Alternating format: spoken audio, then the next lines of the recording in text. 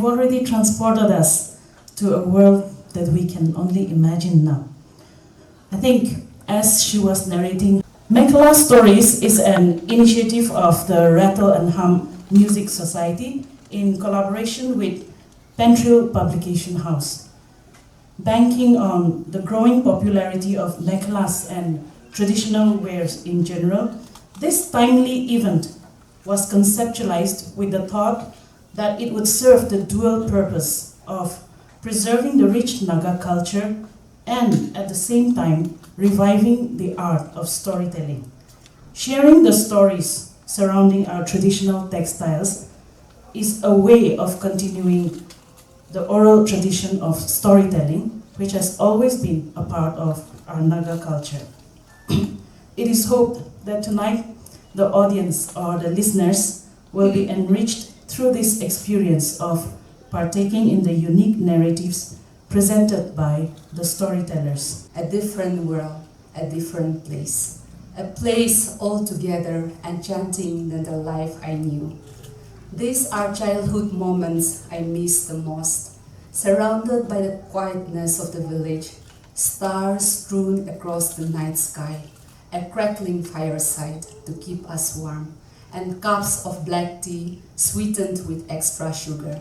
Elders say the sweeter the tea, the deeper the love, and sounds of the wild jolting me, especially when the story involved ghosts and spirits. Grandmother's house was traditionally built and adorned with hapite, a wood carving of the buffalo head, signifying that they have performed the feast of merit. My grandparents, having performed this highest social honor in the village, were also entitled to wear hapidasa and saparadu shawl, two prestigious shawls that can only be worn by those who have performed the feast of merit. In her home, the fireplace lay right in the middle, with three shapely stones strategically placed to hold pots and kettles. This was the kitchen, the living room, the bedroom, everything rolled into one, under one roof. Next to the kitchen was a corridor filled with enormous rice barns, most of them filled to the brim. But if it comes to music, 1 hour is a good time to speak. But this space, we were not sure. So when the society conceptualized this and thought that we have to work in our own homeland, doing something on culture, one of the first things that came up was this. So we sat down with Rita, and then we asked her, can you come up with a concept where our society can promote culture? This is when, in very informal discussions, this evening's program was conceptualized. And we were very excited as a community and as a society that something unique is about to happen. Ladies and gentlemen, I welcome you today to the launch program of our first initiative fully on our culture. And we have started with this evening's Mekhala Stories. It is not going to end here. This is the beginning of many great things I believe is going to follow. Storytelling is not new to us. We have heard from our parents and our grandparents, and we have also narrated stories to our children, so much so that running out of stories. First and foremost, I want to congratulate the Rattle and Hum Foundation and also the society for the wonderful initiative, especially our president, Nimule Macro, and our members, Rita, and of course our dear Mekhala Mama, all partners together, working together for the cause of music, arts, our youth, and everyone in this creative space. I bring greetings from the Honorable Chief Minister of Nagaland and also all the boys and girls and men and women of the music and arts fraternity who are across our state doing all they can and doing a good job at it. I really feel there's a real renaissance of culture, music. There's a thrust, there's a burst of color, and great energy coming out of our young people in all fields. So it's a great time to be in Nagaland, and I can see only good days ahead of us. I've traveled to quite a few countries now, and I would like to say that I'm yet to see so much color anywhere I've been. So we should be really absolutely proud that we are Nagas, that we are from Nagaland, and this is something that nobody can take it away from us, and this is something that we can only give to ourselves and give proudly to the world, even in the days to come. So with those few words, I once again congratulate the organizers, and thank you, Rita, for the pumpkins and the Mekhalas, and it's wonderful. And I walked in, I was so hungry, I had the sticky rice too. So I think that's also waiting for all of you. And more, much more than this, I did not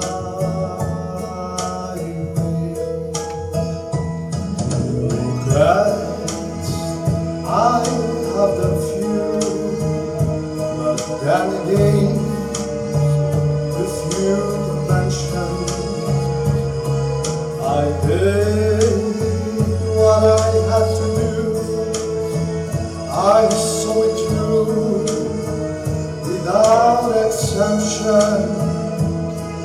So the story about this Izumfi Mekhala, by the way, thank you for this, because I always knew about this story, but I never got around to asking people in detail about it. But after this program, I was informed about this. I got around to asking people and meeting some people, elderly folks from my village, just asking details about this Mekhala. And you know, what an enriching experience it was.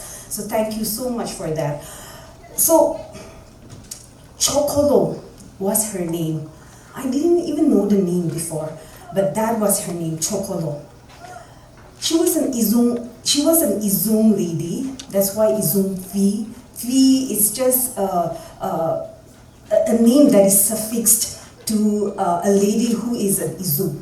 So she was from the Izum family and married to the Kikon clan and lived in a small village called El Lomida. That's the village where I come from. And she was barren. She had no children. And imagine living in those times where numbers mattered.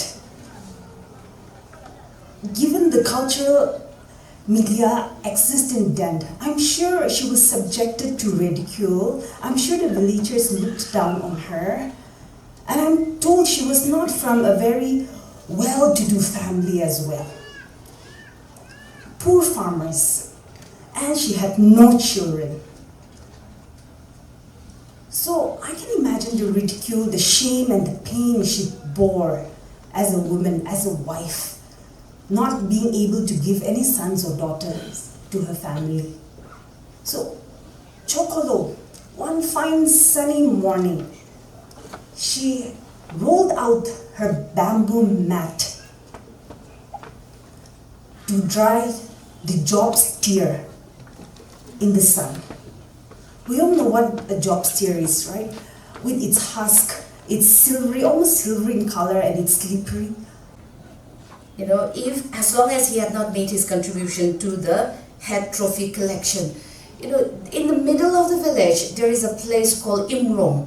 All right, and in that Imrom, nobody is allowed to go to that place unless you're a bringer of heads, enemy heads. All right, so unless you have made your contribution to that, you would be called a boy and even called a woman. And you would not be allowed to, you know, come and sit in the front. You know, when you go visiting the girls' dormitory, boys in the evening, they go visit the girls' dormitory and listen to the lady of the girls' dormitory. So you would not be allowed to sit in the front, but you would be made to sit in the corner because you have not earned it.